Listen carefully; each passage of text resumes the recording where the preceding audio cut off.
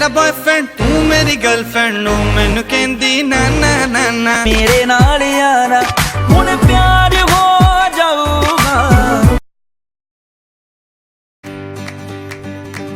Hi, this is me.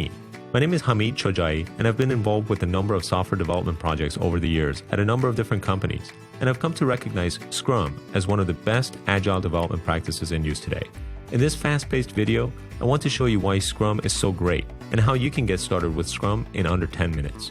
I'll cover all the core Scrum concepts like product backlogs, team roles, sprints, burndown charts, and more. So get ready to be bombarded with information. Let's say this is the product we want to build. For this product, we get all kinds of feature requests from customers, executives, or even other team members. In Scrum, features are written from the perspective of the end user. Therefore, features are known as user stories. The collection of all these user stories is called the product backlog. Another way to think of the product backlog is to think of it as a wish list of all the things that would make this product great. Once we have our wish list or the product backlog, we need to start planning which specific user stories we're going to be putting into a particular release of our product. But we're getting ahead of ourselves. Let's back up a bit.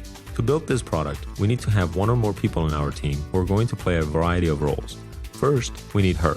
She plays the role of product owner and helps make sure the right features make it into the product backlog, representing the users and customers of the product. She helps set the direction of the product. Then we need this guy. He's the Scrum Master, and his job is to make sure the project is progressing smoothly and that every member of the team has the tools they need to get their job done. He sets up meetings, monitors the work being done, and facilitates release planning. He's a lot like a project manager, but that's such a boring title, so we'll call him a Scrum Master to imply he knows some jujitsu. And the rest of the team has similar roles to other development processes. These guys build the product, while these guys test it to make sure it works right. These guys use it and hopefully pay for it. And these guys, they generally get in the way, but it turns out you can't build many products without them. But let's get back to this, release planning.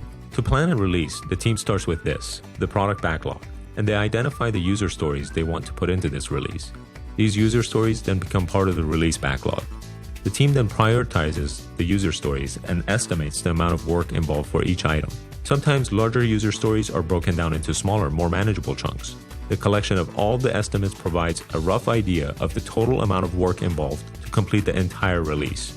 A quick side note about estimates. There are a lot of techniques for creating good estimates. Some prefer estimating in story points, where estimates are made relative to building a small component with a known level of difficulty. Unfortunately, story points don't answer the question of, when will my project ship? I've found that the best technique is to estimate work in hours, but to use some standards in how estimates are done. For example, things that take less than a day to complete will be estimated as 1 hour, 2 hours, 4 hours, or 8 hours. Every item will fall into one of those buckets. There will be no 3-hour estimates, for example. A 3-hour item would fall into the 4-hour bucket. Larger items will be estimated as 2 days, 3 days, 5 days, or 10 days.